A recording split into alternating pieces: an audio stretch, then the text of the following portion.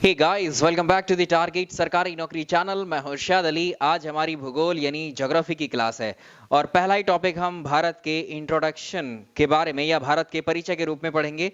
इसमें हम तीन टॉपिक मुख्यतः देखेंगे। एक में पहला जो टॉपिक रहेगा, भारत की लोकेशन ग्लोब पर क्या है, location of India on globe. दूसरा रहेगा भारत के पड़ोसी मुल्क और तीसरा रहेगा भारत की जो सीमाएं हैं या भारत का जो पड़ोसी देशों के साथ में जो विवाद हैं, इन पर प्रश्न अक्सर परीक्षाओं में पूछ लिए जाते हैं। आइए शुरुआत करते हैं। आपसे रिक्वेस्ट है मेरी, वीडियो को लाइक और शेयर जरूर कीजिएगा और जो लोग इस चैनल पर नए हैं सब्सक्राइब करके बेल आइकन जरूर प्रेस कर लीजिए ताकि वीडियो के नोटिफिकेशंस सबसे पहले आपको मिले। आइए चलते हैं स्क्रीन पर। हे गाइस, भारत का भूगोल यानी ज्योग्राफी ऑफ इंडिया की आज हमारी पहली क्लास है जिसमें हम तीन इंपॉर्टेंट टॉपिक्स को कवर करेंगे। जिसमें आज का पहला टॉपिक होगा भारत की भौगोलिक स्थिति यानी लोकेशन ऑफ इंडिया, जिसमें दूसरा टॉपिक रहेगा भारत के पड़ोसी देश नेबरिंग कंट्रीज ऑफ इंडिया और तीसरा टॉपिक रहेगा भारत की सीमा और उनसे संबंधित डिस्प्यूट यानी विवाद। इनसे संबंधित 1 से 2 प्रश्न आपकी परीक्षा में ज़रूर पूछे जाते हैं। चलिए शुरुआत करते हैं। इसकी पहले समझेंगे भारत की स्थिति यानी लोकेशन ग्लोब पर कहाँ है। जो पृथ्वी होती है हमारी, जो पृथ्वी होती है, पृथ्वी के मॉडल को या उसके प्रारूप को हम कहते हैं ग्लोब, और इस ग्लोब पर ही हमें हमारे देश की लोकेशन को आइडेंटिफाई करना है। तो चलिए समझते हैं इसको। ये है हमारी पृथ्वी और पृथ्वी के मध्य से अगर हम, तो इस ग्लोब या पृथ्वी के मध्य से अगर हम एक कोई लाइन ड्रॉ करते हैं जो इसको बीचों बीच से होकर के जाती है, इसको हम बोलते हैं भूमध्य रेखा या विषुवत रेखा। यानी ये भूमि है हमारी या पृथ्वी है। इस पृथ्वी को हमने क्या किया, इस ग्लोब को हमने क्या किया, इस ग्लोब के बीच में से एक लाइन ड्रॉ कर दी जो इसको आधे पार्ट में, इसको आधे पार्ट में डिवाइड कर रही है। इसको बोलते हैं भूमध्य रेखा, ठीक है, या इसी को बोलते हैं विषुवत रेखा या इसी को हम बोलते हैं इक्वेटर लाइन। एक्चुअली बोलने में इक्वेटर लाइन लगेगा, लेकिन ये यहाँ पर सामने से 2D में दिख रहा है तो सिर्फ लाइन दिख रही है, लेकिन ये पीछे से भी घूम करके आएगी तो ये एक सर्किल फॉर्म करती है। इस जैसी और भी लाइन आप पैरेलल ड्रॉ कर सकते हैं, इसके ऊपर और इसके नीचे, वो भी सर्कल ही फॉर्म करेंगी, घूम कर वापस आएंगी। तो विषुवत रेखा या भूमध्य रेखा पृथ्वी पर सबसे बड़ा सर्कल या वृत्त फॉर्म करती है। तो पृथ्वी आपको एक गोले जैसी दिखाई दे रही है। अगर हमने ये लाइन यहाँ से ड्रॉ की तो इसमें गोले, ये इसमें आधा गोला ऊपर चला गया, आधा गोला नीचे, तो ये हो गया ऊपर वाला हिस्सा, इसको बोलेंगे गोलार्ध और इसको भी बोलेंगे गोलार्ध। अगर ये इस लाइन के ऊपर है तो हम, ये क्या हुआ, उत्तर डायरेक्शन में है ये, और अगर ये नीचे वाला है तो ये क्या है, दक्षिण में है, यानी ये दक्षिणी गोलार्ध हो गया, ये उत्तरी गोलार्ध हो गया, नॉर्दर्न हेमिस्फीयर और सदर्न हेमिस्फीयर। तो ग्लोब पर जो लाइन हमने ड्रॉ की है हॉरिजॉन्टली, इसको हम बोलते हैं अक्षांश रेखाएं या इसी को हम बोलते हैं लैटिट्यूड। और ये हमारी पृथ्वी है, पृथ्वी के मध्य से होकर रेखा जा रही थी, इसको हम बोल रहे हैं 0 डिग्री अक्षांश या इसी को हम बोल रहे हैं इक्वेटर। और इसने पृथ्वी को 2 बराबर हिस्सों में बांट दिया। इसके हिसाब से जो हमारा भारत है, भारत की लोकेशन आ जाती है उत्तरी गोलार्ध में, और ऊपर वाला जो गोला है ये आधा इसका, इसको बोलेंगे उत्तरी गोलार्ध या नॉर्दर्न हेमिस्फीयर, नीचे वाले को हम बोलेंगे दक्षिणी गोलार्ध या सदर्न हेमिस्फीयर। तो हम ऐसे लिख सकते हैं इसको, 0 डिग्री अक्षांश विषुवत रेखा बोलेंगे इसको या भूमध्य रेखा, जो पृथ्वी को 2 गोलार्धों में विभाजित करती है। और इसके अकॉर्डिंग जो भारत की स्थिति है कहाँ आती है, लैटिट्यूड के अकॉर्डिंग, अक्षांश के अकॉर्डिंग भारत उत्तरी गोलार्ध में आता है। ठीक है, भारत कहाँ पर आता है, उत्तरी गोलार्ध में। इसी के जैसे और भी लाइंस हम ड्रॉ कर सकते हैं इस तरह से। तो ये भी क्या है, अक्षांश रेखाएं हैं। तो ये बहुत इंपॉर्टेंट होती हैं, इंपॉर्टेंट रोल प्ले करती हैं, इनका अपना सिग्निफिकेंस है।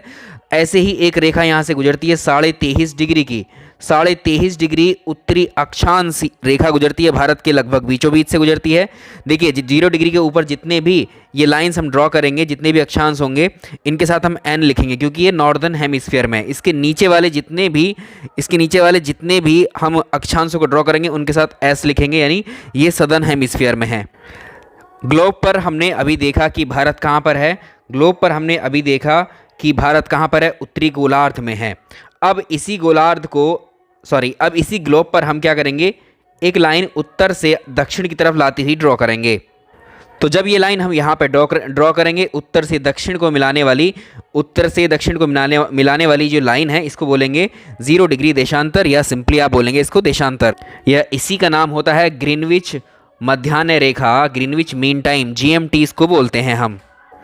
और ये यूके, यानी यूके में ये कहाँ से, लंदन से पास होती है ये लाइन। अब इसके अकॉर्डिंग देखो भारत अभी भी वहीं पर है, तो भारत की जो लोकेशन है अब हम आइडेंटिफाई कर सकते हैं इस लाइन के अकॉर्डिंग। देखेंगे रेफरेंस अगर इस 0 डिग्री देशांतर को लेते हैं हम, तो भारत की लोकेशन आती है पूर्वी गोलार्ध में, यानी अब इसको थोड़ी देर के लिए भूल जाइए, नीचे वाली लाइन जो ड्रॉ करी थी इक्वेटर लाइन, तो एक हिस्सा ये हो गया, ये इसका क्या है, ये पश्चिमी गोलार्ध है, और ये इधर वाला क्या है, ये पूर्वी गोलार्ध है। तो भारत अब इस वाले गोलार्ध में पहुंच गया, ठीक है। तो इसके हिसाब से कौन सा है, भारत पूर्वी गोलार्ध में है। तो फाइनली अब हम भारत की जो स्थिति है, जो भारत की लोकेशन है ग्लोब पर, कैसे बताएंगे।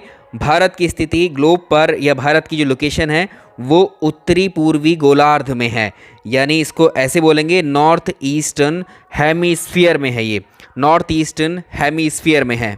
ये सवाल आपसे पूछा गया है और भूगोल के पहले ही प्रैक्टिस सेट में मैंने इस सवाल को करवाया है। ये उस सवाल का एक्सप्लेनेशन है और वहाँ भी मैंने इसको एक्सप्लेन किया था। जिन लोगों ने भूगोल के प्रैक्टिस सेट्स नहीं देखे हैं, क्वेश्चंस मैं पहले करवा चुका हूँ, थ्योरी अब करवा रहा हूँ आपको, तो प्रैक्टिस सेट्स की जो प्लेलिस्ट है वो बना दी गई है, उसको आप ज़रूर देख लीजिए चैनल पर। तो ये एक इसको जनरलाइज कर दिया, भारत की लोकेशन कहाँ है, उत्तर पूर्वी या उत्तरी पूर्वी गोलार्ध में है। आगे पीछे करके बोलना चाहें जैसे भी आप बोल सकते हैं। अब भाई एक बात और समझेंगे यहाँ पर, देखो जैसे ये भारत है, तो भारत से ऐसे अगर हम लाइन ड्रॉ कर रहे थे, अक्षांश रेखाओं को ड्रॉ कर रहे थे, तो ये लाइंस इस तरह से जा रही थी, नीचे भी ये लाइंस जाएंगी, ठीक है। और इसी तरह से जब देशांतर हमने खींचे हैं, तो देशांतर भी हम कई सारे खींच सकते हैं इन्हीं बिंदुओं को मिलाते हुए।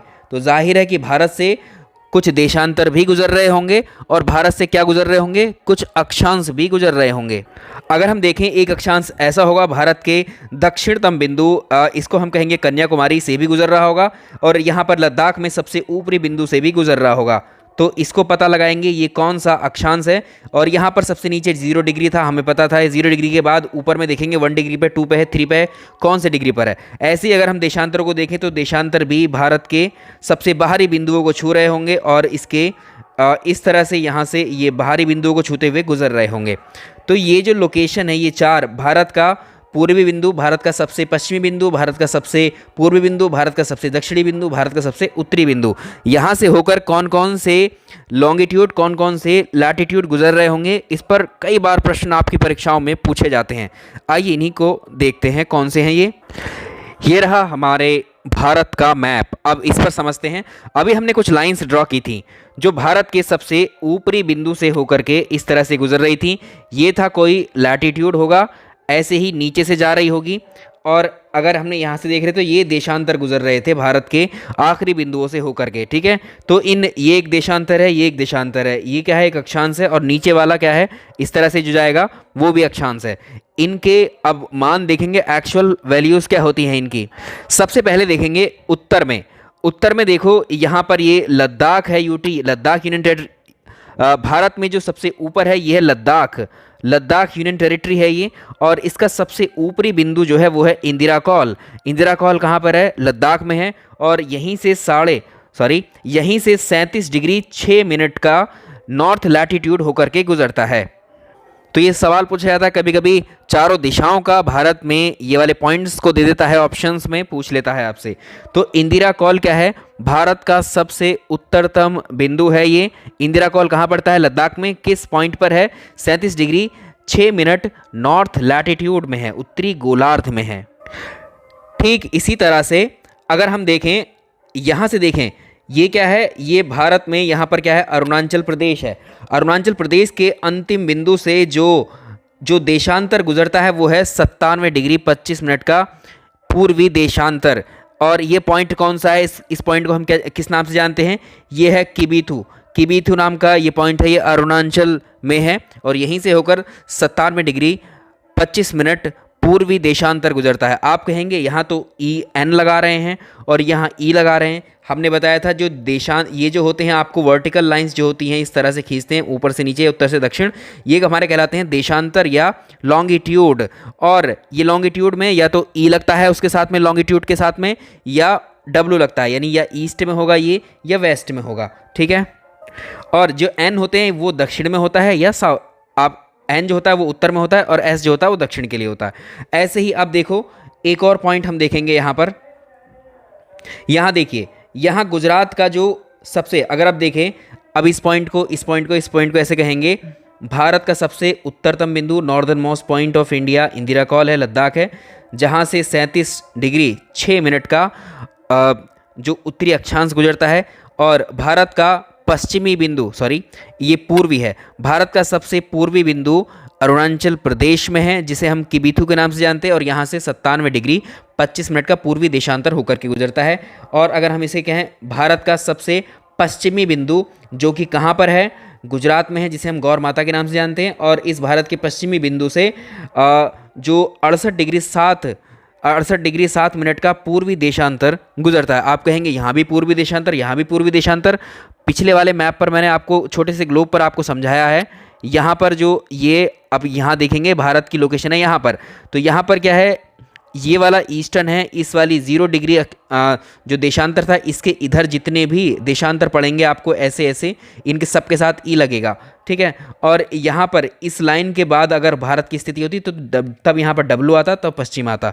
ये एक डाउट भी किसी ने उस वीडियो में, प्रैक्टिस वीडियो में हम कर रहे थे, समझा रहे थे, तो वहाँ पर लिखा था, तो इसको ये समझ लीजिएगा, ठीक है। अब यहाँ कोई पश्चिम लिखने को बोलेगा तो गलत हो जाएगा। तो भारत देशांतर के अकॉर्डिंग पूर्वी गोलार्ध में है, इसलिए हम यहाँ ई लिखते हैं, ठीक है। ये गोलार्ध की वजह से है ई। एंड लास्ट वन देखेंगे, नीचे देखिए, नीचे सबसे ये है, यहाँ से कौन सा देशांतर गुजरता है, सॉरी यहाँ से देशांतर नहीं गुजरेगा, यहाँ से क्या गुजरेगा, यहाँ से अक्षांश गुजरेगा, और ये अक्षांश होगा 8 डिग्री 4 मिनट का नॉर्थ लैटिट्यूड। ये तमिलनाडु के कन्याकुमारी में केप कोमरिन पॉइंट है, यहाँ से गुजर रहा होगा। तो ये भारत का जो मुख्य भूमि है, ये भारत की मुख्य भूमि है। भारत की मुख्य भूमि का दक्षिणी बिंदु है ये केप कोमोरिन या कन्याकुमारी। और हमारे पास, हमें पता है यहाँ पर क्या है, हमारे पास आइलैंड्स भी हैं, हमारे पास द्वीप भी, अंडमान निकोबार द्वीप है यहाँ पर। और सबसे आखिरी जो द्वीप है उस पर एक पॉइंट पड़ता है जिसे हम कहते हैं इंदिरा पॉइंट। संपूर्ण भारत का अगर हम देखें द्वीपों को मिला करके और मुख्य भूमि को मिला करके, तो अंतिमतम बिंदु भारत का या दक्षिणतम बिंदु ये दक्षिणी बिंदु है। और ये दक्षिणतम यानी इनको भी अगर शामिल कर लें तब पूछा जाए तो इंदिरा पॉइंट होगा, जो अंडमान निकोबार में पड़ता है, 6 डिग्री 45 मिनट के आपके लैटिट्यूड पर, ठीक है, अक्षांश पर। तो ये इससे नीचे से ऐसे गुजर रहा होगा, और फिर नीचे होगा 0 डिग्री लाइन। तो यानी जो 0 डिग्री लाइन है वो भारत से पास नहीं होती है। भारत को जो पहला देशांतर टच करता है वो कौन सा है, एक तो अगर हम अपने आइलैंड्स की फॉर्म में देखें तो 6 डिग्री 45 मिनट का है। उसके बाद देखें मेनलैंड्स को जो छूता है वो 8 डिग्री 4 मिनट का है। उसके बाद में हम बीचों बीच से देखें तो आप जानते हैं 23.5 डिग्री का यहाँ से गुजरता है, 23.5 डिग्री का नॉर्थ लैटिट्यूड, जिसे हम जानते हैं कर्क रेखा ट्रॉपिक ऑफ कैंसर के नाम से। आई होप ये समझ में आ गया होगा। किसी को अगर डाउट कोई रहता है तो प्लीज़ कमेंट बॉक्स में ज़रूर लिखिए। इसलिए यहाँ पर आपको मैप के थ्रू हमने सारी चीज़ें डिस्कस की हैं कि कोई डाउट रहने की गुंजाइश ना रहे। इस बावजूद इसके अगर है तो आप ज़रूर बताइए। तो कुछ पॉइंट्स हम निकालेंगे अब यहाँ से। तो देखिए, भारत की जो सीमा है, भारत की अगर उत्तर से दक्षिण तक की दूरी देखें, लंबाई देखें तो कितनी होती है, यहाँ से इस बिंदु से लेकर इस बिंदु से बिल्कुल नीचे तक के बिंदु तक, यहाँ तक भारत की लंबाई कितनी है, ये है 3214 किलोमीटर। और अगर पूरब से पश्चिम तक देखें हम तो 2933 किलोमीटर। अब हम बात करेंगे भारत की सीमा यानी बाउंड्रीज ऑफ इंडिया की। ये भारत का मैप है। अब अगर हम बात करें कि इसकी भारत की सीमा की, बाउंड्री ऑफ इंडिया की, तो भारत की सीमा जो ये आउटर बॉर्डर है, हम इसकी बात कर रहे हैं। तो भारत का जो ऊपरी हिस्सा है ये क्या है, ये देशों से घिरा हुआ है, अलग अलग देशों से, ठीक है, अलग अलग देशों से घिरा हुआ। और भारत का निचला हिस्सा अगर हम देखें तो इसके भारत के 3 तरफ पानी होता है। कोई भी ऐसा स्ट्रक्चर भूमि का जो 3 साइड से पानी से घिरा होगा उसको हम क्या बोलते हैं, उसको हम प्रायद्वीप ये बोलते हैं, प्रायद्वीप बोलते हैं, या इंग्लिश में इसको पेनिनसुला। तो भारत क्या है, एक प्रायद्वीप है, यानी इंडिया क्या है, एक पेनिनसुला है। अब देखेंगे यहाँ पर, यहाँ से शुरू करते हैं। यहाँ देखिए ये गुजरात है और गुजरात से हम स्टार्ट करते हैं। ये भारत की सीमा रेखा है, ये भारत की सीमा रेखा है, भारत की बाउंड्री लाइन है। ये भारत की बाउंड्री लाइन है, इस तरह से ख़त्म होती है। तो ये भारत की जो बाउंड्री लाइन है ये स्थल पर है, लैंड पर है, तो इसको हम लिखेंगे स्थलीय सीमा। तो कुल मिलाकर अगर हम गुजरात से शुरू करें, गुजरात से शुरू होकर के हम कहाँ तक आए, यहाँ पश्चिम बंगाल तक। ये कुल मिलाकर जो लेंथ है इसकी, कुल जो लंबाई है भारत की स्थलीय सीमा की, वो है 15,200 किलोमीटर। एक प्रश्न ये हुआ आपका। ये पहला लेक्चर ज्योग्राफी का ओवरव्यू है आपके लिए, ठीक है। वैसे तो आप पढ़ ही चुके होंगे, ये जस्ट आपका रिवीजन है। अगर हम यहाँ देखें तो भारत का ये वाला हिस्सा इधर का क्या, ये कौन सा हिस्सा है? पश्चिम है ये भारत का, और ये भारत का क्या है? पूर्वी हिस्सा है। ठीक है, ये भारत का पश्चिमी हिस्सा है इधर, और ये पूर्वी है। ठीक है, ये पश्चिमी है, ये पूर्वी है।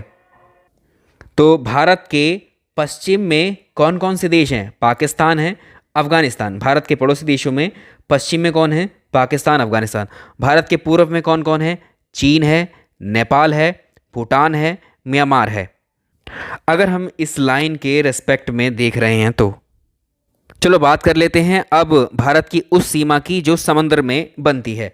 तो यहाँ देखिए, भारत का इतना हिस्सा, ये गुजरात, महाराष्ट्र, गोवा, कर्नाटक, केरल, तमिलनाडु, आंध्र प्रदेश, उड़ीसा, पश्चिम बंगाल, ये देश हैं जो किसको छू रहे हैं? समुंदर की सीमा को।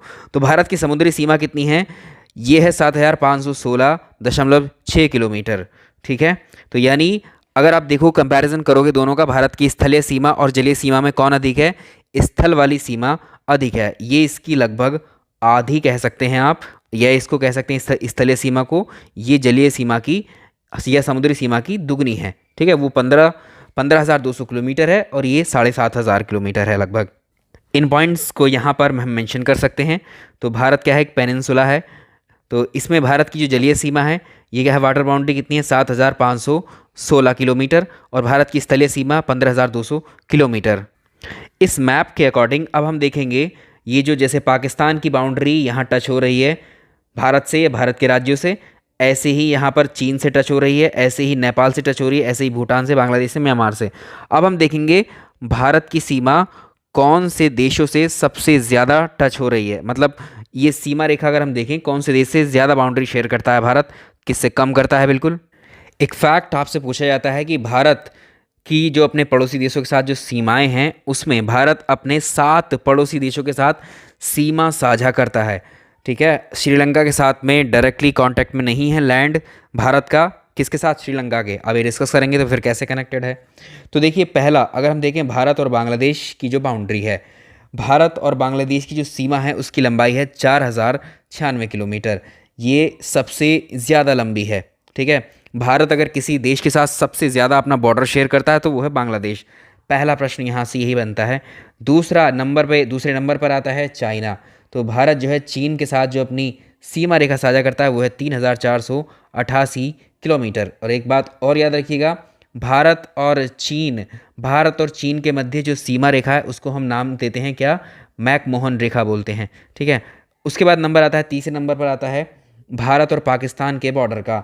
भारत और पाकिस्तान की जो सीमा की लंबाई है वो है 3,323 किलोमीटर, और भारत और पाकिस्तान के बॉर्डर या बाउंड्री लाइन को हम जानते हैं रेड क्लिफ के नाम से, जानते हैं। चलिए अब नेक्स्ट देखिए, भारत और नेपाल। देखिए, भारत और नेपाल जो है वो 4th पोजीशन पर है। अगर हम इसकी बात करें तो ये 1751 किलोमीटर बाउंड्री भारत शेयर करता है नेपाल के साथ। भारत और म्यांमार की है वो 1643 किलोमीटर का बॉर्डर शेयर करता है। उसके बाद भारत और भूटान का 699 किलोमीटर, और भारत का कुछ हिस्सा जो कि लद्दाख का है, वो भारत और अफगानिस्तान की जो बाउंड्री टच होती है वो होती है 106 किलोमीटर। अब जो भारत और अफगानिस्तान की बाउंड्री है इसको बोलते हैं डूरंड रेखा या डूरंड लाइन। और एक बात और याद रखिएगा, डायरेक्टली अफगानिस्तान जो है पाकिस्तान के साथ भी बाउंड्री शेयर करता है तो उसको भी डूरंड लाइन ही बोलते हैं हम। ठीक है, तो ये हो गया भारत के पड़ोसी देश और उनकी सीमाएं। अब आपसे पूछ सकता है कि भारत में कुल कितने ऐसे राज्य हैं जो समुद्र तट पर स्थित हैं। समुद्र तट पर कितने राज्य हैं भाई? गुजरात 1, महाराष्ट्र 2, और महाराष्ट्र के साथ ये गोवा 3, कर्नाटक 4, केरल 5, तमिलनाडु 6, आंध्र प्रदेश 7, उड़ीसा 8, पश्चिम बंगाल 9। कुल मिलाकर के 9 राज्य भारत के समुद्र तट पर हैं, कोस्टल लाइन पर हैं। अब आपसे यहाँ से एक प्रश्न और पूछ देगा कि भारत के पश्चिम, ये भारत का पश्चिम तट है, ये भारत का पूर्वी तट है। अब यहाँ पिछले वाले ग्लोब से कहीं आप कन्फ्यूज़न पैदा ना कर लें कि वो तो अभी हम पीछे यहाँ पूरब ही बता रहे थे, ईस्ट ही बता रहे थे, वो गोलार्धों की बात थी। ठीक है, अगर हम ऐसे डायरेक्शन आपको ड्रॉ करनी आती है तो इससे समझ लीजिए, ये अगर ईस्ट डायरेक्शन है, किसी भी बॉडी पर आप, ये आपको कोई स्ट्रक्चर दिया हुआ है, बॉडी दी हुई है, उसको आप ऐसे लाइन ड्रॉ कर लीजिए उस पर। तो ये वाली जो दिशा होगी ईस्ट है और ये वेस्ट होती है, ये W है वेस्ट, और ये नॉर्थ है, ये साउथ है, ठीक है। तो इसके भारत के बीच में जब ऐसे ड्रॉ करेंगे तो ये हिस्सा भारत का पश्चिमी आएगा, ये दक्षिणी है, ये पूर्वी है, ऐसे समझिए इसको। अब हम इसको समझ रहे थे, तो ये भारत के पश्चिम, तो ये कौन सा तट हुआ, ये भारत का पश्चिमी तट हुआ। भारत के पश्चिमी तट में कितने राज्य आते हैं, 5 राज्य आते हैं, 1 2 नाम बता चुके हैं, 3 4 5। और ये भारत का पूर्वी समुद्री तट है, भारत का पूर्वी तट है। इसमें कितने आते हैं, 1, टोटल कितने थे हमारे, टोटल 9 हो रहे थे, तो इसको नाम दो 6 7 8 9, ठीक है, ऐसे कर सकते हैं। तो इधर क्या है, ये है अरब सागर, इधर क्या है, ये बंगाल की खाड़ी। वो राज्य जो पश्चिम में, वो राज्य है भारत के, वो राज्य जो पश्चिम में अरब सागर को छूते हैं, टच करते हैं, वो पश्चिम तटीय राज्य कहलाएंगे, जिनकी संख्या 5 होती है। वे राज्य जो भारत के, वे राज्य जो पूरब में बंगाल की खाड़ी को छूते हैं, वो उन्हें पूर्वी तटीय राज्य कहलाएंगे, इनकी संख्या 4 होती है। चलिए, सिंपल सा है। इनमें ही अगर कोई क्वेश्चन पूछ दे आपसे कि ये तो देखिए, जैसे हमने देखा है, यहाँ पर आइए, तो इसमें जो ये वाले जो राज्य हैं, ये भाई कुछ अपनी जो है लेंथ भी होगी इनकी, जितनी जो लेंथ इनकी समुद्र की सीमा को छू रही होगी, ठीक है। वो लेंथ में अगर हम देखें तो कौन सा ऐसा राज्य है जिसकी सबसे लंबी समुद्र तटीय रेखा है। ऐसे प्रश्न आएगा कि भारत के किस राज्य की समुद्र तटीय रेखा सबसे लंबी है। Longest coastal line of India किस स्टेट की होती है, इसमें देखिए, तो जो गुजरात है ना, गुजरात की जो ये रेखा है समुद्र तटीय रेखा, ये वाली, ये गुजरात की जो समुद्र तटीय रेखा है, ये क्या है, सबसे लंबी है, सर्वाधिक लंबी है। और सेकंड पोजीशन पर आती है आंध्र प्रदेश की। पहली पोजीशन पर आती है किसकी, पहली पोजीशन पर आती है गुजरात की, दूसरे नंबर पर आती है आंध्र प्रदेश की। सबसे कम अगर होगी तो वो होगी गोवा की। तो याद रखेंगे, गुजरात की सबसे लंबी समुद्र तटीय रेखा है Gujarat, having longest coastal line, and second longest coastal line Andhra Pradesh की है, and smallest coastal line Goa की है। तो इनको आप यहाँ से कवर कर सकते हैं कि देखिए, भारत के समुद्र तटीय राज्य, पश्चिम तटीय राज्य, वेस्टर्न कोस्टल स्टेट्स, पूर्वी तटीय राज्य, ईस्टर्न कोस्टल स्टेट, ऐसे कर सकते हैं। गुजरात, देखिए यहाँ पर गुजरात जो है, गुजरात क्या है, स्मॉलेस्ट कोस्टल लाइन है, जबकि गोवा स्मॉलेस्ट कोस्टल लाइन है, गुजरात क्या है, फर्स्ट, यानी ये फर्स्ट लॉन्गेस्ट है, और इधर आंध्र प्रदेश सेकंड लॉन्गेस्ट है, ठीक है। इस तरह से आप यहाँ दिमाग में अपने इसको रख सकते हैं। चलिए, अब हम डिस्कस करेंगे तीसरा और अंतिम टॉपिक जो है हमारा, भारत के पड़ोसी देश। चलिए, भारत के पड़ोसी देश यानी नेबरिंग कंट्रीज़ ऑफ इंडिया को डिस्कस कर लेते हैं। पहले हम डिस्कस करेंगे पश्चिम से लेकर के चलेंगे। तो पहला जो देश है पश्चिम में अगर हम देखें तो वो है पाकिस्तान। पाकिस्तान की स्थापना साल 1947 में ही की गई थी, और भारत और पाकिस्तान के बीच की जो बाउंड्री है, जो लाइन है, इसको हम रेड क्लिफ के नाम से जानते हैं। और भारत और पाकिस्तान की सीमा हमने देखा, सीमा रेखा कितनी थी, 3323 किलोमीटर थी। अब हम बात करेंगे भारत के उन राज्यों की जो पाकिस्तान की सीमा से लगते हैं। इसको मैप पर समझ लेते हैं, फिर लिखते हैं। ये देखिए, भारत का ये पश्चिमी हिस्सा है, इधर वाला ये पाकिस्तान है, और पाकिस्तान ये यहाँ से, इसकी पाकिस्तान की ये बाउंड्री चल रही है इस तरह से। ये भारत की बाउंड्री है जो पाकिस्तान को शेयर कर रहा है भारत। तो देखिए, इसमें कौन कौन से राज्य हैं। गुजरात की बाउंड्री, गुजरात राज्य है, ये राजस्थान राज्य है, ये पंजाब है, ये Jammu and Kashmir union territory है, ये लद्दाख यूनियन टेरिटरी है। यानी तीन राज्य भारत के पाकिस्तान के साथ बाउंड्री शेयर कर रहे हैं। और इसी की टोटल लेंथ जो थी वो कितनी है, यहाँ तक टोटल लेंथ है इसकी 3323 किलोमीटर। इसमें देखिए, गुजरात, राजस्थान, पंजाब 3 राज्य हैं, जम्मू कश्मीर, लद्दाख 2 यूटी हैं जो पाकिस्तान के साथ बाउंड्री शेयर कर रहे हैं। इसी को लिख लेते हैं।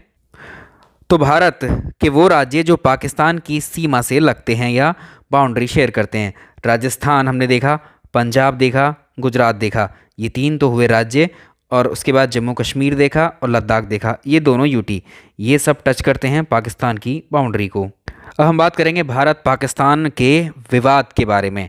आप जानते हैं जो लद्दाख है, कुछ जम्मू कश्मीर का हिस्सा पाकिस्तान ने ऑक्यूपाइड कर रखा है। पाकिस्तान ने भारत के इतने हिस्से पर अपना कब्जा कर रखा है। इसी हिस्से को हम बोलते हैं पाक ऑक्यूपाइड कश्मीर, POK। चलिए, इसको समझते हैं। ये है भारत का मैप, और ऊपरी हिस्से को देखेंगे जो भारत का नया मैप है उसमें ये लाइन आप देख रहे हैं। जब जम्मू कश्मीर जो राज्य था उसको 2 यूनियन टेरिटरीज में डिवाइड किया गया, बाइफरकेट किया गया, तो ये ऊपर वाला हिस्सा लद्दाख यूटी कहलाया, और नीचे वाला जो हिस्सा है ये आपका जम्मू कश्मीर यूटी कहलाया। अब हम देखेंगे ये वाला जो रीजन है, ये आपको जो ऊपर नज़र आ रहा है जिसके लिए लिखा है हमने गिलगिट, तो ये गिलगिट और बाल्टिस्तान ये भारत का, ये जम्मू कश्मीर यानी लद्दाख का हिस्सा हुआ करता था। ठीक है, ये लद्दाख का यानी भारत का ही हिस्सा है, लेकिन इस पर कब्ज़ा कर लिया है किसने? पाकिस्तान का इस पर कब्ज़ा है, तो इसको हम बोलते हैं पाक अधिकृत कश्मीर या पाक ऑक्यूपाइड कश्मीर। ठीक है, साथ ही यहाँ तक ये गिलगिट और बाल्टिस्तान का ये क्षेत्र है। ठीक है, दूसरा नीचे वाला हिस्सा ये तो लद्दाख में नज़र आ रहा है अभी हमें, और नीचे ये जम्मू कश्मीर में नज़र आ रहा है, इसको हम बोलते हैं आज़ाद कश्मीर। ठीक है, तो ये पूरे ही हिस्से पर किसका कब्ज़ा है? पाकिस्तान का कब्ज़ा है, इसलिए इसको बोलते हैं पाक ऑक्यूपाइड कश्मीर। और यहाँ पर जो एक लाइन हमें नज़र आ रही है, ये लाइन किस किस के बीच में है? इसको हम बोलते हैं, देखो पाकिस्तान ये एक टेम्पररी लाइन है, इसको बोलते हैं LOC, लाइन ऑफ कंट्रोल, नियंत्रण रेखा। ठीक है, ये एक टेम्पररी लाइन है पाकिस्तान और भारत की सीमाओं के बीच में। किस किस के बीच में? पाक ऑक्यूपाइड कश्मीर और लद्दाख जम्मू कश्मीर के बीच में। ठीक है, तो जो POK है, पाक ऑक्यूपाइड कश्मीर में, पाक अधिकृत कश्मीर में जिसमें पाकिस्तान का कब्ज़ा है, उसमें कुछ हिस्सा जम्मू कश्मीर यूटी का आता है और ज़्यादा हिस्सा किसका आता है? लद्दाख का। दोनों ही आते हैं, ये दोनों ही भारत के हिस्से हैं, लेकिन कब्ज़ा पाकिस्तान का है। तो जो ये आज़ाद कश्मीर है ये जम्मू कश्मीर का हिस्सा है, और ये जो आपको गिलगिट बाल्टिस्तान है ये लद्दाख का हिस्सा है, लेकिन इन दोनों ही एरियाज़ में जो कब्ज़ा है वो पाकिस्तान का, इसलिए इसको पाक ऑक्यूपाइड कश्मीर बोलते हैं। और आपसे पूछे LOC जो है लाइन ऑफ कंट्रोल किसके बीच में है? POK, ये वाला जो हिस्सा ये POK हो गया, आपको जो पिंक वाला दिख रहा है पूरा, ये है हमारी जो रेड लाइन है, ये LOC है। ये एक सेकेंड ऐसे दिखा देते हैं इसको। ये वाली जो लाइन अब जो ड्रॉ की है हमने, इसको बोलते हैं हम LOC, लाइन ऑफ कंट्रोल, नियंत्रण रेखा। किसके बीच में है ये POK हो गया पूरा। ठीक है, POK के बीच में, और साथ ही इंडियन रीजन में हमारे पास क्या है? लद्दाख और जम्मू कश्मीर। ठीक है, तो ये विवादित है, तो ये विवाद है हमारा भारत का पाकिस्तान का भारत के साथ विवाद है, यानी ये एरिया डिस्प्यूटेड है। नेक्स्ट देखेंगे तो इसमें जो गिलगिट जो है पाक का कब्ज़ा है इसके ऊपर। ठीक है, तो LOC किस किसके बीच में हुई? लद्दाख और LOC किस किसके बीच में हुई? लद्दाख और गिलगिट या गिलगिट बाल्टिस्तान, जो कि POK। ठीक है, POK है। ऐसे ही आज़ाद कश्मीर और जम्मू कश्मीर के बीच में हुई। यहीं पर अगर हम देखें पाक नियंत्रण रेखा के पास में ही है सियाचिन ग्लेशियर। यहाँ पर है सियाचिन ग्लेशियर जो कि काराकोरम श्रेणी में पड़ता है, काराकोरम पर्वतमाला में पड़ता है, जो कि भारत और पाक नियंत्रण रेखा है POK के लगभग पास में ही है। और ये भारत का सबसे बड़ा ग्लेशियर है। कौन सा? सियाचिन ग्लेशियर। तो अगर हम इसकी बात करें, सियाचिन ग्लेशियर कहाँ पर है? काराकोरम श्रेणी में है, यानी लद्दाख में है ये, और ये इंडिया का सबसे लंबा सबसे बड़ा ग्लेशियर है। और पूरी पृथ्वी पर अगर हम देखें, एक होता है नॉर्थ पोल, एक होता है साउथ पोल, 2 पोल होते हैं पूरी पृथ्वी पर। उत्तरी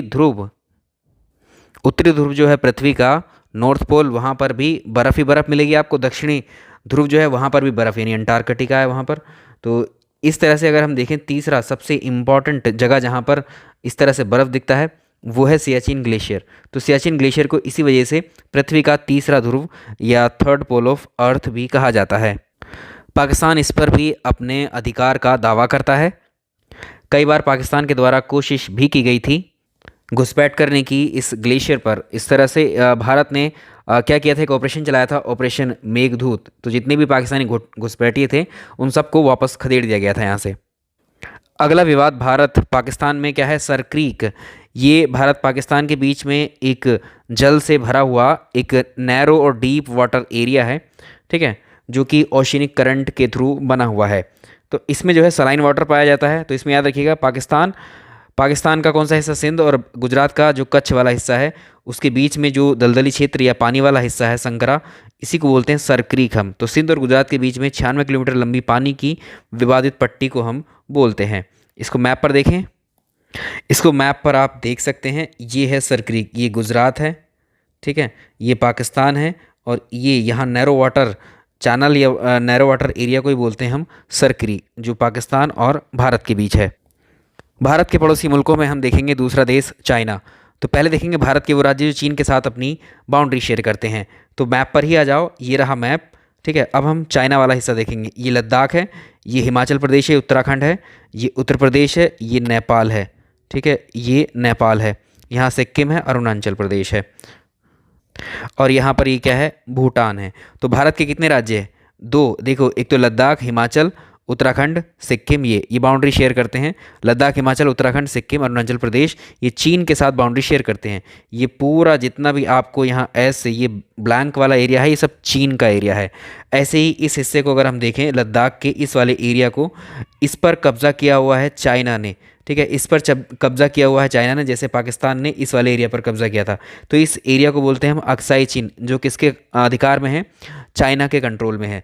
और इस लाइन को, जैसे वो लाइन वहाँ एलओसी थी, ये वाली लाइन जो अक्साई चीन और लद्दाख के क्षेत्र से मिलती है या बाउंड्री है टेम्प्रोरी, इसको बोलते हैं LAC, line of actual control. Line of actual control Bharat और चीन के बीच में है, और एलओसी जो है, जो टेम्प्रोरी लाइन है, वो पाकिस्तान और भारत के बीच में है, ठीक है। चीन और भारत के बीच में एलएसी, चीन और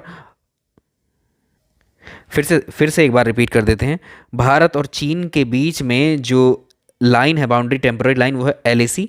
भारत और पाकिस्तान के बीच में है एलओसी, जो हमने भी पीछे समझी है। और आप जानते हैं भारत और पाकिस्तान की जो बाउंड्री लाइन है उसको मैकमोहन रेखा हम बोलते हैं।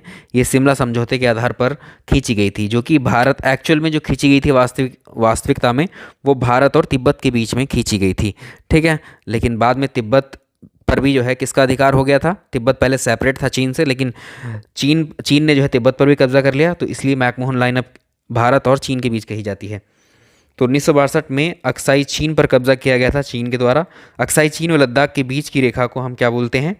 ये लाइन ऑफ एक्चुअल कंट्रोल, वास्तविक नियंत्रण रेखा बोलते हैं। आपने गलवान घाटी का नाम सुना होगा। गलवान वैली कहाँ पर है? तो देखिए, ये हिमालय की 3 रेंज है। आगे हम पर्वतों वाले चैप्टर में पढ़ेंगे, भारत के पर्वतों में, ठीक है। ये काराकोरम श्रेणी है, ये जो आपको बैकग्राउंड में नजर आ रही है, ये लद्दाख श्रेणी है, और ये है जास्कर श्रेणी। अगर हम देखें इस काराकोरम श्रेणी से, काराकोरम श्रेणी में ही स्थित है क्या? सियाचिन ग्लेशियर, जिसकी अभी हम बात करें, लद्दाख में है सियाचिन ग्लेशियर। सियाचिन ग्लेशियर से एक नदी निकलती है, नुब्रा नदी, और ऐसे ही एक ग्लेशियर और है, रीमो ग्लेशियर, जो कि किस में है? काराकोरम श्रेणी में ही है, लद्दाख में ही है। यहाँ से एक नदी निकलती है, इसका नाम है श्योक नदी। ये ग्रीन वाली श्योक नदी है, ये रीमो ग्लेशियर से निकलती है। और यहाँ पर ये जो नुब्रा नदी है, ये सियाचिन ग्लेशियर से निकलती है। और यहाँ पर ही देखें, एक नदी और निकलती है यहाँ से। तो सबसे पहले अगर पूछा जाए तो गलवान क्या है? गलवान एक नदी है, जो कि गलवान किसकी? ये देखिए, ये नदी है गलवान, जो कि श्योक की सहायक नदी है। और जो श्योक नदी है ये इंडस रिवर है, ये, ठीक है, चेमांग यूनुंग ग्लेशियर से निकल रही है, नीली वाली नदी। और जो गलवान नदी है, यहाँ पर है ये अक्साई चीन। अभी हमने देखा था इधर, ये कौन सा हिस्सा है? अक्साई चीन का हिस्सा है ये।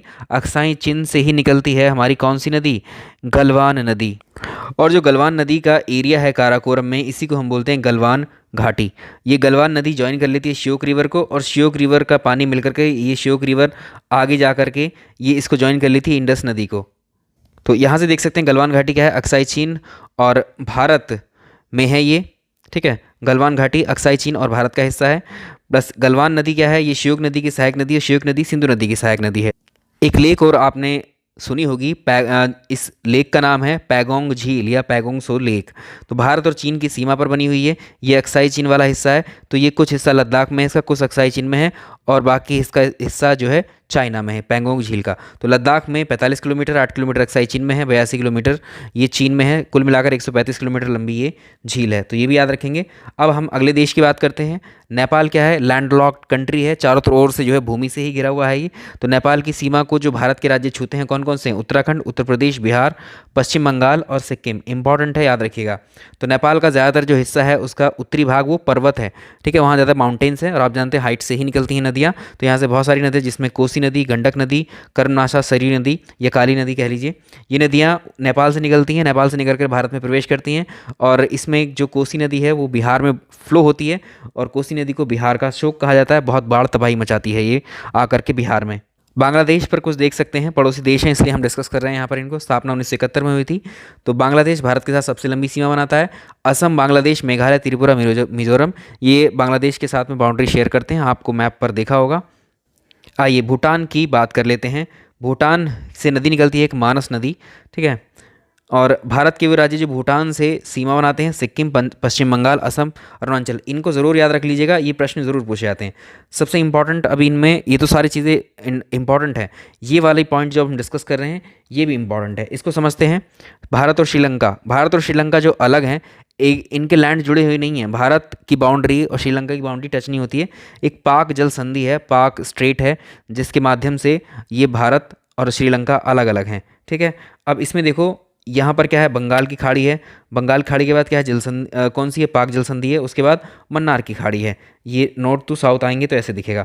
एडम्स ब्रिज के बारे में आपने सुना होगा। राम सेतु कहाँ पर है? एडम्स ब्रिज पर राम सेतु पर प्रश्न बनते हैं।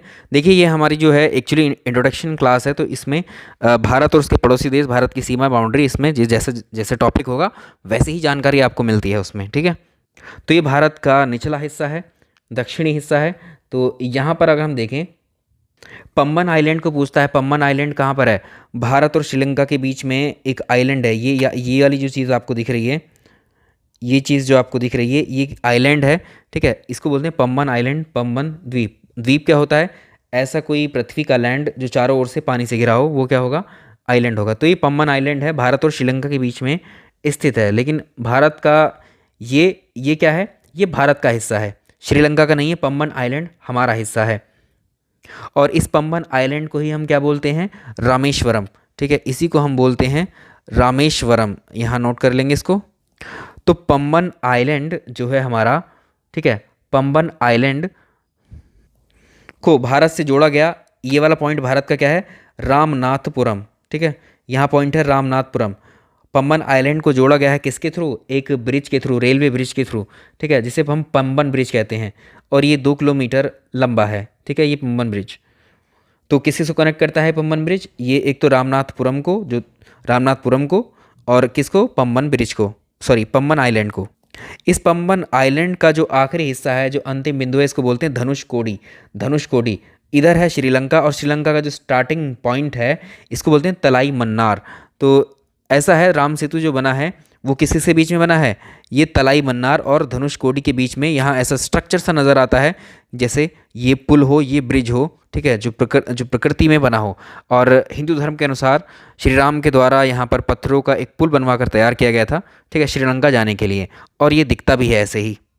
और इस राम सेतु की लंबाई है 48 किलोमीटर। यहीं पर इन्हीं के बीच में, भारत और श्रीलंका के बीच में ही है एक कच्चा तीवा आइलैंड भी है। और जाफना प्रायद्वीप कहाँ पर है? ये श्रीलंका का जो ऊपरी हिस्सा है, ये जाफना वाला एरिया है, इसी को हम जाफना प्रायद्वीप बोलते हैं।